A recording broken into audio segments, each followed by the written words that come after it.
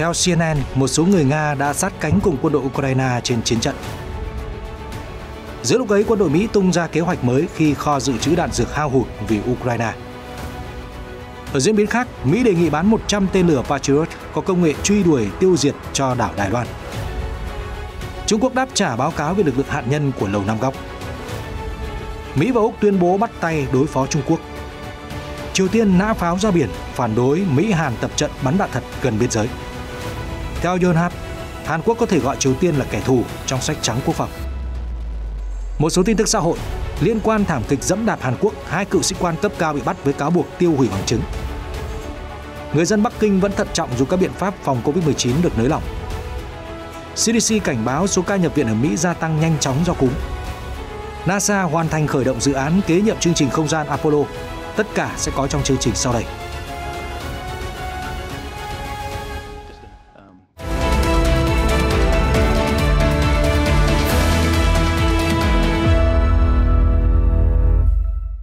Chào mừng quý vị đến với chương trình tin quốc tế. Mở đầu chương trình là thông tin về các đợt tấn công mới nhất vào căn cứ không quân Nga. Đài RT hôm 6 tháng 12 đưa tin, một sân bay ở thành phố Kursk, biên giới Tây Nam Nga, đã trở thành mục tiêu trong một cuộc tấn công bằng máy bay không người lái UAV. Cuộc tấn công diễn ra chỉ một ngày sau khi 2 căn cứ không quân thuộc khu vực Trung Nam nước Nga bị tấn công, khiến cho 3 quân nhân Nga thiệt mạng.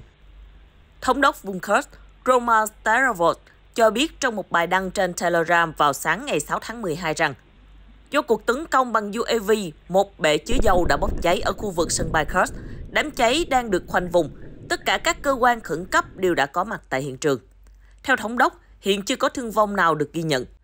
Vào hôm 5 tháng 12, Bộ Quốc phòng Nga thông báo một số UAV do Liên Xô sản xuất đã nhắm mục tiêu vào các phương tiện chiến lược tại căn cứ không quân Yagilevo thuộc tỉnh Ryazan và căn cứ Engels thuộc tỉnh Saratov. Moscow cho biết thêm, các UAV Ukraine đã bay tầm thấp và bị hệ thống phòng không Nga bắn rơi. Tuy nhiên, Nga thông báo mảnh vỡ của UAV đã khiến 3 quân nhân thiệt mạng ở căn cứ thuộc Ryazan, cách thủ đô Moscow khoảng 185 km về hướng đông nam. Căn cứ không quân thứ hai bị tấn công là Engels, nằm gần thành phố Saratov, cách thủ đô Moscow khoảng 730 về hướng đông nam. Đây là nơi chứa các oanh tạc cơ, được cho là thuộc vào lực lượng hạt nhân chiến lược của Nga, Reuters đưa tin. Bộ Quốc phòng Nga gọi vụ tập kích nói trên là hành động cực đoan với ý đồ làm suy yếu năng lực oanh kích tầm xa của Moscow. Kiev không nhận trách nhiệm trong 2 vụ tấn công, nhưng bình luận rằng Moscow đang lãnh hậu quả do những hành động gây ra ở Ukraine. Theo Reuters, nếu họ thực sự đứng sau vụ tấn công này, đây sẽ là đợt tập kích sâu nhất trong lãnh thổ Nga mà Kiev tiến hành kể từ ngày 24 tháng 2. Cả 2 sân bay đều cách biên giới với Ukraine hơn 500 km, theo RT.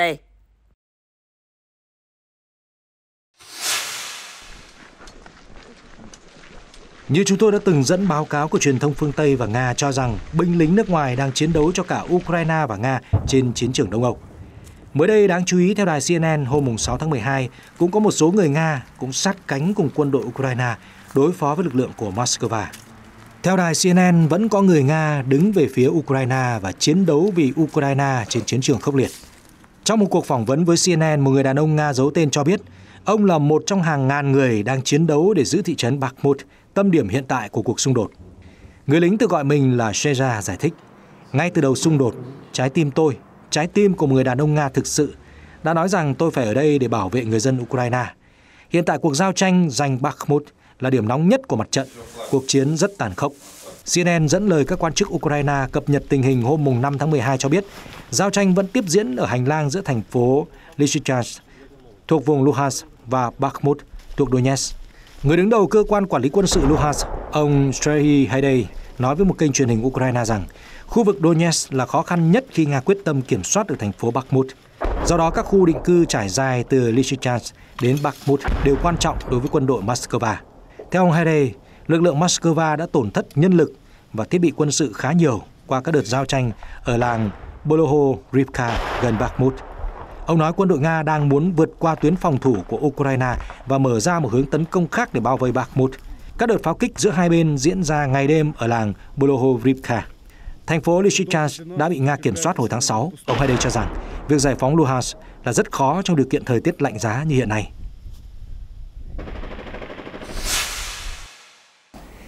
Thưa quý vị, khi các khoản viện trợ cho Ukraine làm căng thẳng kho dự trữ đạn dược của Mỹ, quân đội nước này đang lên kế hoạch mới đối phó với tình hình. Cụ thể, Lầu Năm Góc đang tìm cách tăng cường sản xuất đạn pháo 155 ly hàng tháng trong 3 năm tới. Thông tin được trang Defense News hôm 5 tháng 12 dẫn lời của ông Trabus, trợ lý Bộ trưởng Lục quân Mỹ phụ trách mua sắm, công nghệ và hậu cần cho biết. Theo ông Trabus, kế hoạch trên phụ thuộc vào khoản chi tiêu khẩn cấp cho Ukraine mà Quốc hội Mỹ đã thông qua. Ngoài ra, kế hoạch cũng dựa vào hơn 600 triệu đô la đầu tư công nghiệp nằm trong dự luật chính sách quốc phòng hàng năm vẫn đang được tranh luận tại Quốc hội. Ông Bush nói với Defense News bên lề diễn đàn quốc phòng Reagan rằng nguồn vốn đã sẵn sàng, các hợp đồng đang được tiến hành để tăng gấp 3 lần sản lượng đạn pháo 155 ly. Chúng tôi muốn xây dựng kho dự trữ của mình về mức như khi xung đột vừa bắt đầu và thậm chí còn cao hơn. Chúng tôi đang chuẩn bị gia tăng đáng kể sản xuất đạn pháo thông thường trong khoảng thời gian 3 năm. Bộ trưởng Lục quân Christine Wormuth nói riêng với các phóng viên rằng Mỹ sẽ tăng sản xuất từ 14.000 quả đạn pháo 155 ly mỗi tháng lên 20.000 quả vào mùa xuân và 40.000 quả vào năm 2025. Động thái được đưa ra khi Mỹ đã cung cấp cho Ukraine hơn 1 triệu viên đạn pháo. Nhưng các quan chức Lầu Năm Góc nhận thấy xung đột ở Ukraine chưa có dấu hiệu kết thúc, càng làm cạn kiệt kho dự trữ của Mỹ và các đồng minh. Tuy nhiên, ông Bush không nói rõ nhu cầu chung và dài hạn của quân đội Ukraine là bao nhiêu. Chúng tôi đang ở vị thế có thể hỗ trợ Ukraine, nhưng đó là về chung và dài hạn. Bằng cách tạo ra khả năng này, nếu xung đột kéo dài 3 hoặc 4 năm, chúng ta sẽ có thể sản xuất nhiều hơn Nga. Và nếu kết hợp điều đó với các đồng minh thì chúng tôi sẽ làm cho năng lực của họ yếu đi. Họ sẽ không thể theo kịp. Defense News dẫn lời ông Bush nói thêm. Vị quan chức lưu ý quân đội Mỹ đang chi mạnh tay để mở rộng và nâng cao năng lực sản xuất tại các nhà máy đạn dược ở nhiều bang. Các quan chức quân đội Mỹ cũng đặt mục tiêu ký hợp đồng với các công ty quốc phòng bên ngoài Hoa Kỳ để cung cấp đạn pháo cho Ukraine. Bước đi này phù hợp với các cuộc đàm phán giữa quan chức Lầu Năm Góc và các đối tác nước ngoài về hợp tác công nghiệp rộng lớn hơn. Ngoài đạn pháo, ông Bush cho biết là ông thúc đẩy tăng gấp đôi sản lượng các loại đạn chính xác có nhu cầu cao nhất cho Ukraine, chẳng hạn như đạn dược cho hệ thống tên lửa dẫn đường phóng loạt, hệ thống tên lửa pháo binh cơ động cao và Javelin, vũ khí chống tăng vác vai. Thông tin về kế hoạch đáng chú ý của Washington đưa ra giữa lúc có báo cáo cho rằng Mỹ có thể phải ngừng viện trợ cho Ukraine nếu Quốc hội không thông qua luật cả năm để tài trợ cho các chương trình quốc phòng và nhiều hoạt động khác của chính phủ. Hồi cuối tháng 11, Bộ trưởng Quốc phòng Hoa Kỳ Lloyd Austin đã hối thúc Quốc hội thông qua dự luật phân bổ ngân sách cả năm thay vì các giải pháp tạm thời. Thứ trưởng Bộ Quốc phòng Michael McCall đánh giá là mặc dù phần lớn kinh phí viện trợ cho Ukraine đến từ các dự luật tài trợ bổ sung và có thể được triển khai dưới dạng giải pháp tạm thời. Tuy nhiên, nếu các nhà lập pháp không thông qua dự luật tài trợ hoặc luật viện trợ cho Ukraine, Lầu Năm Góc sẽ hết tiền cấp cho Kiev vào mùa xuân tới. Bản thân Mỹ cũng có thể đối mặt với vấn đề cải thiện cơ sở sản xuất xe tăng Abrams và lựu pháo kéo M777. Đây là hai khí tài được cấp cho Ukraine. Trong khi đó, ngoài Mỹ thì các nước phương Tây khác cũng tiếp tục tiếp sức cho Ukraine. Đài Sky News hôm 6 tháng 12 báo cáo Canada thông báo sẽ gửi khoảng 15 triệu đô la tới Ukraine để giúp cho nước này rà phá bom mìn. Theo Sky News, Ottawa sẽ cung cấp các bộ quần áo chống bom để giúp bảo vệ những người rà phá bom mìn Ukraine, cùng với tài trợ cho các hệ thống rà phá bom mìn điều khiển từ xa tiên tiến để dọn sạch các khu vực rộng lớn. Khoản hỗ trợ này sẽ giúp tài trợ cho hoạt động dò tìm và rà phá bom mìn, các vật liệu còn sót lại sau xung đột. Động thái là một trong số các quyết định của phương Tây nhằm hỗ trợ Ukraine đối phó với Nga và tái thiết đất nước sau giao tranh. Trước đó, hãng Sputnik hôm 5 tháng 12 đưa tin, Bộ trưởng Quốc phòng Litva Arvydas Anušauskas cho biết là nước này sẽ chuyển cho Ukraine đạn pháo cỡ nòng 155 ly. Tuyên bố được ông đưa ra trên Twitter. Bộ trưởng Anušauskas còn thông báo rằng Litva đã sửa chữa thêm 2 khẩu pháo tự hành Pajohaubitz 2000 của Đức và bàn giao chúng cho Ukraine. Ông từng cam kết rằng Litva sẽ sửa chữa ít nhất là 12 chiếc pháo tự hành cho Kiev. Chuyển sang tình hình khu vực khác, trang tin Taiwan News hôm 6 tháng 12 thông báo Mỹ đã đề nghị bán tới 100 tên lửa Patriot cùng các thiết bị liên quan đến đảo Đài Loan. Đây là tên lửa có động cơ mạnh hơn, sử dụng công nghệ truy đuổi, tiêu diệt. Đề xuất mới được đưa ra theo các điều khoản mua bán đạt được giữa Mỹ và hòn đảo vào năm 2010. Bộ Ngoại giao Mỹ nêu rõ 100 tên lửa này chỉ củng cố cho thỏa thuận hơn 10 năm trước, với tổng giá trị ước tính lên tới 2,81 tỷ đô la. Đây là loại tên lửa tân tiến hơn so với các dòng Patriot trước đó đã gửi tới Đài Loan. Ngoài tên lửa Patriot, gói hàng cũng sẽ bao gồm bệ phóng M903, đạn tên lửa huấn luyện và nâng cấp phần mềm để phù hợp với tên lửa mới. Các tên lửa tân tiến sẽ tăng cường kho dự trữ hiện có của Đài Loan nhằm cải thiện khả năng phòng thủ tên lửa, bảo vệ sự toàn vẹn lãnh thổ và ngăn chặn các mối đe dọa đối với sự ổn định khu vực. Bloomberg trích dẫn thông báo của Bộ Ngoại giao Mỹ. Tên lửa phòng không Patriot Park 3 do Lockheed Martin phát triển có động cơ tên lửa mạnh hơn và vây lớn hơn, giúp nó có thêm lực đẩy và khả năng cơ động tốt hơn, đồng thời chống lại tên lửa đạn đạo và hành trình nhanh hơn, tinh vi hơn. Theo Army Technology, tên lửa sử dụng công nghệ truy đuổi, tiêu diệt.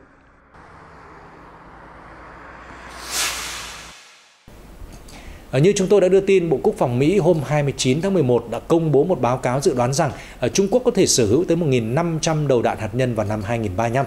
Trước thông tin này, thì Bộ Quốc phòng Trung Quốc hôm 6 tháng 12 đã ra tuyên bố bác bỏ, theo Reuters. Bộ Quốc phòng Trung Quốc hôm 6 tháng 12 đã bác bỏ báo cáo của Lầu Năm Góc về tốc độ chương trình hạt nhân của Bắc Kinh, gọi đây là hành động khoa trương và suy đoán không công bằng. Bộ này chỉ trích Mỹ đang đoán già đoán non về quá trình hiện đại hóa lực lượng hạt nhân của Trung Quốc. Theo Bộ Quốc phòng Trung Quốc, Mỹ nên tự nhìn lại chính sách hạt nhân của nước này, vì đây mới là quốc gia sở hữu kho vũ khí hạt nhân lớn nhất thế giới. Bắc Kinh nói thêm, Mỹ đang phát triển mạnh mẽ và tìm cách triển khai vũ khí hạt nhân chiến thuật, đồng thời đang tiến hành phổ biến vũ khí hạt nhân thông qua quan hệ đối tác an ninh với Anh và Úc. Cần nhấn mạnh rằng Trung Quốc kiên quyết theo đuổi chiến lược hạt nhân tự vệ, luôn tuân thủ chính sách không sử dụng vũ khí hạt nhân đầu tiên trong bất kỳ hoàn cảnh nào và duy trì lực lượng hạt nhân ở mức thấp nhất theo yêu cầu của an ninh quốc gia. Reuters dẫn tuyên bố của Bộ Quốc phòng Trung Quốc. Theo Bắc Kinh, Mỹ chính là kẻ gây rối lớn nhất khi nói đến an ninh toàn cầu. Hiện phía Mỹ chưa bình luận về tuyên bố trên của Bộ Quốc phòng Trung Quốc. Trước đó, báo cáo của Bộ Quốc phòng Mỹ hôm 29 tháng 11 cho biết nếu Trung Quốc tiếp tục tốc độ phát triển hạt nhân như hiện nay, số lượng đầu đạn hạt nhân của nước này có thể lên tới 1.500 vào năm 2035. Trung Quốc hiện có hơn 400 đầu đạn hạt nhân và dự báo của Mỹ về số đầu đạn hạt nhân của Trung Quốc tới năm 2030 không thay đổi, vẫn ở mức 1.000. Dự báo mới nhất của Mỹ thể hiện sự quan ngại của nước này đối với việc Trung Quốc mở rộng kho hạt nhân, mặc dù báo cáo của Mỹ không đề cập Trung Quốc đẩy nhanh phát triển hạt nhân. Viện Nghiên cứu Hòa bình Quốc tế Stockholm SIPRI cho biết là Mỹ có kho dự trữ khoảng 3.700 đầu đạn hạt nhân, trong đó có khoảng 1.740 đầu đạn đã được triển khai. Thưa quý vị, trong cuộc họp mới đây, Bộ trưởng Quốc phòng Mỹ và Úc vừa đưa ra tuyên bố tăng cường hợp tác quốc phòng, bao gồm cả hợp tác công nghệ. Một trong các mục tiêu là nhằm đối phó với hoạt động quân sự của Trung Quốc. Theo hãng tin Reuters, cuộc họp ngày 5 tháng 12 là một phần của các cuộc đàm phán Osmin hàng năm giữa Mỹ và Úc. Trong ngày 6 tháng 12, một cuộc họp khác cũng được tổ chức với sự tham gia của Bộ trưởng Ngoại giao hai quốc gia. Tiếp theo đó, cuộc họp trực tiếp đầu tiên của các bộ trưởng thuộc Liên minh AUKUS sẽ diễn ra vào ngày 7 tháng 12 tại Washington, với thêm sự góp mặt của Bộ trưởng Quốc phòng Anh Ben Wallace. Được biết, Úc, Hoa Kỳ và Anh đang thành lập nhóm công nghệ quốc phòng để cung cấp công nghệ tàu ngầm chạy bằng năng lượng hạt nhân cho Úc. Cuộc họp của Liên minh AUKUS sẽ thảo luận xem quốc gia cung cấp tàu ngầm cho Úc vào tháng 3 sẽ là Anh hay Mỹ, đồng thời vạch ra lộ trình cho hạm đội Úc. Trước đó, chính quyền Canberra cho biết hiệp ước không phổ biến vũ khí hạt nhân mà Úc tham gia không cấm động cơ đẩy hạt nhân. Quốc gia này cần được cung cấp các tàu ngầm chạy bằng năng lượng hạt nhân có khả năng tàng hình và tầm hoạt động xa. Theo Reuters, vào tuần trước, một báo cáo của Bộ Quốc phòng Mỹ về Trung Quốc cho biết Bắc Kinh đang thực hiện một nỗ lực ngoại giao để chỉ trích và lật đổ Liên minh AUKUS. Nhiều năm qua, Trung Quốc là đối tác thương mại lớn nhất và là thị trường xuất khẩu quặng sắt hàng đầu của Úc. Tuy nhiên, chính quyền Canberra ngày càng lo ngại về tham vọng quân sự của Bắc Kinh ở Nam Thái Bình Dương sau khi Bắc Kinh ký hiệp ước an ninh với quần đảo Solomon trong năm nay. Thưa quý vị, trong bối cảnh căng thẳng địa chính trị leo thang, các quốc gia cũng gia tăng các cuộc tập trận để thể hiện sức mạnh về mặt quân sự. Mới đây, Bangladesh vừa khai mạc cuộc duyệt binh với sự tham gia của các hạm đội đến từ nhiều quốc gia trên thế giới. Hãng tin Sputnik cho biết cuộc duyệt binh hạm đội quốc tế đầu tiên của Bangladesh trên vịnh Bengal vừa được Thủ tướng Sheikh Hasina tuyên bố khai mạc trong ngày 6 tháng 12. Theo một tuyên bố chính thức, cuộc duyệt binh khai mạc được tổ chức để kỷ niệm 100 năm ngày sinh của Thủ tướng đầu tiên, nhân vật được coi là người sáng lập đất nước Bangladesh.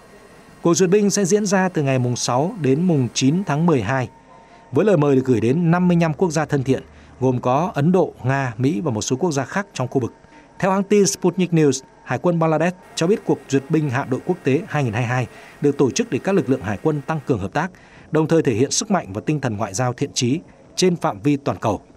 Được biết, một tàu khu trục tên lửa dẫn đường thuộc Hải quân của Quân đội Giải phóng Nhân dân Trung Quốc đã đến cảng Cox's Bazar của Bangladesh trong ngày 5 tháng 12 để tham gia cuộc duyệt binh. Theo Bộ Quốc phòng Trung Quốc, việc tàu chiến của quốc gia này tham gia cuộc duyệt binh quốc tế là một ví dụ khác, cho thấy sự hợp tác ngày càng tăng với các lực lượng hải quân trong khu vực. Cũng liên quan đến khu vực châu Á, quân đội Triều Tiên hôm 6 tháng 12 thông báo là đã ra lệnh nã pháo vào vùng biển để đáp lại cuộc tập trận bắn đạn thật giữa Hàn Quốc và Mỹ gần biên giới liên Triều. Theo hãng tin Yonhap báo cáo.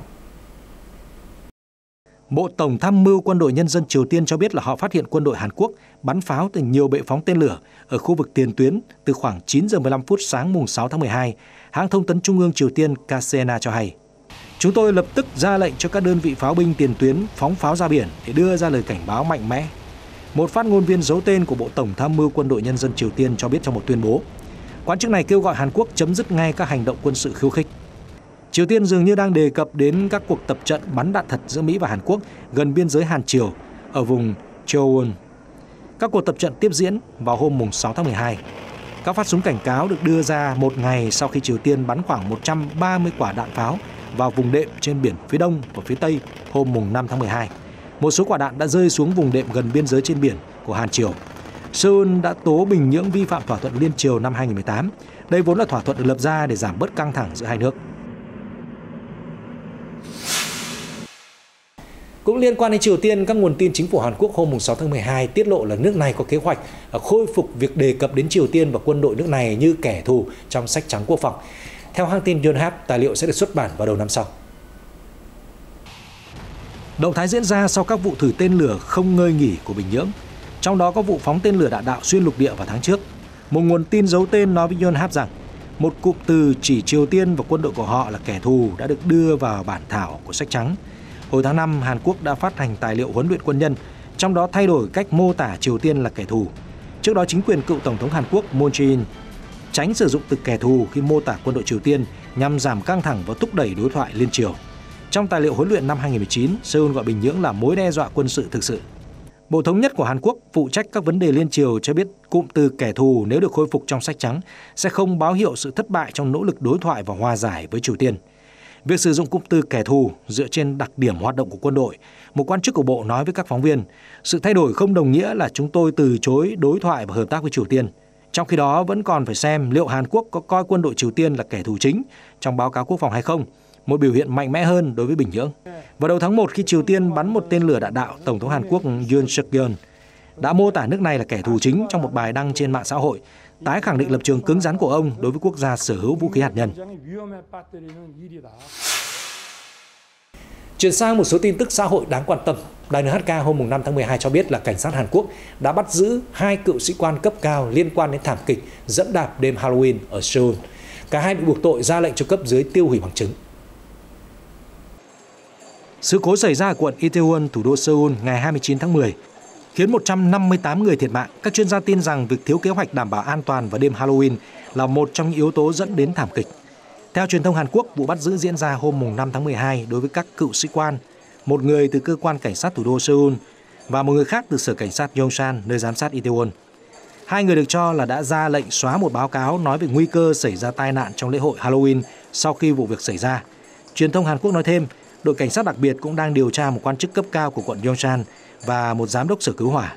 Các nhà điều tra đang làm việc để tìm ra nguyên nhân thực sự gây ra vụ việc. Thủ đô Bắc Kinh của Trung Quốc hôm 6 tháng 12 đã bỏ quy định cần xét nghiệm COVID-19 để vào siêu thị và văn phòng. Đây là động thái mới nhất trong nỗ lực nới lỏng các biện pháp phòng chống dịch trên toàn quốc, theo Reuters. Tuy nhiên, thì nhiều người vẫn thận trọng với các kế hoạch du lịch nước ngoài. Hình ảnh do Reuters công bố cho thấy hàng dài người đang xếp hàng tại nhiều cơ sở xét nghiệm COVID-19 ở trung tâm thủ đô Bắc Kinh. Nhiều người dân vẫn nghiêm túc phòng tránh đại dịch, đặc biệt người lớn tuổi. Trong khi cũng có lo ngại việc nới lỏng có thể gây ra khó khăn đối với hệ thống y tế Trung Quốc, theo Reuters. Tôi nghĩ việc mở cửa là không thể tránh khỏi, bởi vì không thể tồn tại và sống trong một môi trường mà dịch bệnh liên tục cản trở cuộc sống của chúng ta.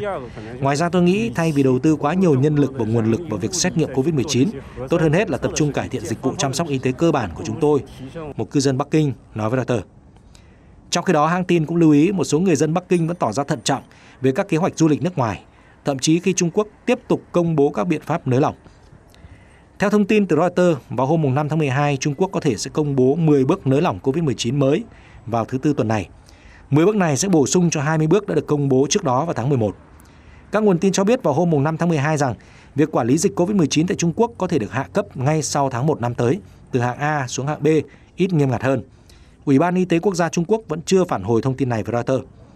Tuần trước, Phó Thủ tướng Trung Quốc bà Tôn Xuân Lan đã cho biết khả năng gây bệnh của virus Omicron của nước này đã yếu đi. Kể từ đó, nhiều thành phố lớn đã bắt đầu dỡ bỏ lệnh phong tỏa trên diện rộng, giảm xét nghiệm PCR thông thường và kết thúc kiểm tra về xét nghiệm tại các khu vực công cộng, chẳng hạn như ga tàu điện ngầm và công viên. Theo hai nguồn tin thông báo với Reuters vào tuần trước, Trung Quốc sẽ cho phép cách ly tại nhà đối với một số người có kết quả xét nghiệm dương tính.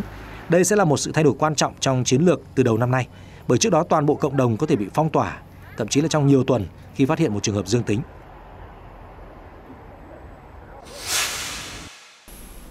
Trong khi đó có nhiều cảnh báo ở Mỹ khi nước này ghi nhận số ca nhập viện gia tăng vì bệnh cúm.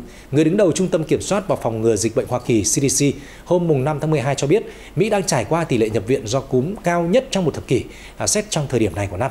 CDC nói thêm 14 trẻ em đã tử vong trong mùa cúm này. Theo Reuters, các hệ thống bệnh viện Mỹ cũng tiếp tục ghi nhận số lượng lớn bệnh nhân mắc các bệnh về đường hô hấp khác. Theo ước tính của CDC, đã có ít nhất 8,7 triệu ca bệnh, 78.000 ca nhập viện, 4.500 ca tử vong do cúm trong mùa này. Virus đường hô hấp đang lây lan khi mọi người tụ tập trong nhà do thời tiết lạnh hơn. Khả năng miễn dịch của người dân cũng suy yếu hơn sau khi họ tiếp xúc với người bệnh mắc cúm. Đáng lo ngại, tỷ lệ tiêm chủng của những người có nguy cơ mắc bệnh cúm cao hiện vẫn thấp hơn so với thời điểm này năm ngoái. Từ ngày 1 tháng 10 đến ngày 26 tháng 11, tỷ lệ nhập viện vì cúm ở Hoa Kỳ là 16,6 trên 100.000 người. Trong 10 năm qua, tỷ lệ tích lũy trong cùng một tuần của năm thường dao động từ 0,1 đến 2 trên 100.000. Theo CDC, các ca mắc COVID-19 đã tăng sau kỳ nghỉ lễ Tạ ơn và các ca nhập viện liên quan đến COVID cũng tăng khoảng 15 đến 20% trong tuần qua. Tiến sĩ Brooks Hitch, bác sĩ điều trị bệnh truyền nhiễm tại Northwell Health ở Manhasset, New York, kêu gọi mọi người tiêm phòng cúm ngay bây giờ. Khi tiêm vaccine, bạn có thể bảo vệ chính bạn và những người xung quanh. Đó là nghĩa vụ của chúng ta. Reuters dẫn lời của bác sĩ Brooks Hitch cho biết. Thưa quý vị, các chương trình chạy đua vào không gian không chỉ thể hiện tiềm lực kinh tế mà còn thể hiện trình độ công nghệ của một quốc gia. Mới đây, cơ quan vũ trụ Mỹ NASA cho biết là tàu viên nang Orion chuẩn bị hoàn thành nhiệm vụ thám hiểm mặt trăng và sẵn sàng trở về trái đất. Theo hãng tin Reuters, chuyến thám hiểm của Orion thuộc dự án Artemis 1 là dự án kế nhiệm chương trình không gian Apollo với mục đích đưa các phi hành gia trở lại mặt trăng trong thập kỷ này và thiết lập một căn cứ bền vững làm bước đệm cho việc khám phá sao Hỏa trong tương lai. Được biết, tàu Orion do công ty Boeing và Lockheed Martin chế tạo, được phóng lên vũ trụ ngày 16 tháng 11 nhờ hệ thống tên lửa không gian thế hệ mới nhất của NASA. Thông tin từ trang web NASA cho biết là trong sứ mệnh kéo dài 25 ngày, Orion đạt đến điểm xa nhất cách trái đất gần 434.522 km, cao hơn 32.000 km so với khoảng cách kỷ lục do phi hành đoàn Apollo 13 thiết lập năm 1970. Theo Reuters, mục tiêu chính trong chuyến bay đầu tiên của Orion là kiểm tra độ bền của lá chắn nhiệt khi quay trở lại bầu khí quyển trong ngày 11 tháng 12 với tốc độ 39.428 km/h, nhanh hơn nhiều so với tốc độ trở về trái đất của các tàu vũ trụ. Một thông tin kinh tế khác, theo Reuters, Liên đoàn Doanh nghiệp Anh CBI hôm 5 tháng 12 dự đoán rằng do lạm phát tiếp tục tăng và các công ty tạm dừng đầu tư, nền kinh tế Anh đang trên đà giảm 0,4% trong năm tới, với những tác động tiêu cực đối với tăng trưởng dài hạn. Theo đó, Tổng Giám đốc CBI Tony Danker cho biết, kinh tế nước Anh đang trong tình trạng trì trệ, với lạm phát tăng vọt, tăng trưởng âm, năng suất và đầu tư kinh doanh giảm. Các doanh nghiệp nhìn thấy cơ hội tăng trưởng tiềm năng, nhưng những cơn gió ngược đang khiến họ tạm dừng đầu tư vào năm 2023. Các dự báo của CBI cho thấy mức xếp hạng đã giảm mạnh so với dự báo gần đây nhất vào tháng 6 với mức tăng trưởng 1% cho năm 2023 và không kỳ vọng tổng sản phẩm quốc nội GDP sẽ trở lại mức trước Covid cho đến giữa năm 2024. Nước Anh đã bị ảnh hưởng nặng nề bởi giá khí đốt tự nhiên tăng vọt sau cuộc xung đột giữa Nga và Ukraine, cũng như sự phục hồi thị trường lao động chưa hoàn thiện sau đại dịch Covid-19 và năng suất đầu tư liên tục yếu. CBI cho biết tỷ lệ thất nghiệp sẽ tăng từ 3,6% ở hiện tại lên mức cao nhất là 5% vào cuối năm 2023 và đầu năm 2024. Theo Reuters, lạm phát ở Anh hồi tháng 10 là 11,1%, đạt mức cao nhất trong vòng 41 năm qua, làm giảm mạnh nhu cầu của người tiêu dùng. Theo dự báo của CBI, tỷ lệ này sẽ tiếp tục giảm chậm, trung bình là 6,7% vào năm tới và 2,9% vào năm 2024. Tuy nhiên, dự báo GDP của CBI vẫn ít ảm đạm hơn so với tỷ lệ mà Văn phòng Trách nhiệm Ngân sách của chính phủ Anh đưa ra hồi tháng trước. Theo đó, cơ quan này dự báo GDP của Anh sẽ giảm ở mức 1,4% vào năm 2023. Mặt khác, dự báo của CBI phù hợp với Tổ chức Hợp tác và Phát triển Kinh tế OECD, vốn cho rằng Anh sẽ là nền kinh tế hoạt động yếu nhất châu Âu, ngoại trừ Nga, vào năm tới.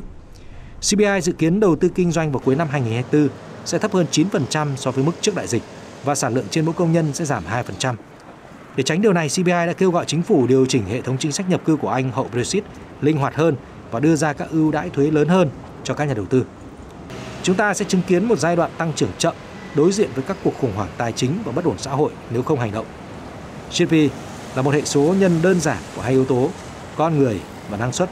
Nhưng chúng ta không có những người chúng ta cần, cũng như không có năng suất, ông Danker nói. Thông tin vừa rồi cũng đã khép lại chương trình tin quốc tế. Cảm ơn quý vị đã quan tâm theo dõi. Xin kính chào và hẹn gặp lại.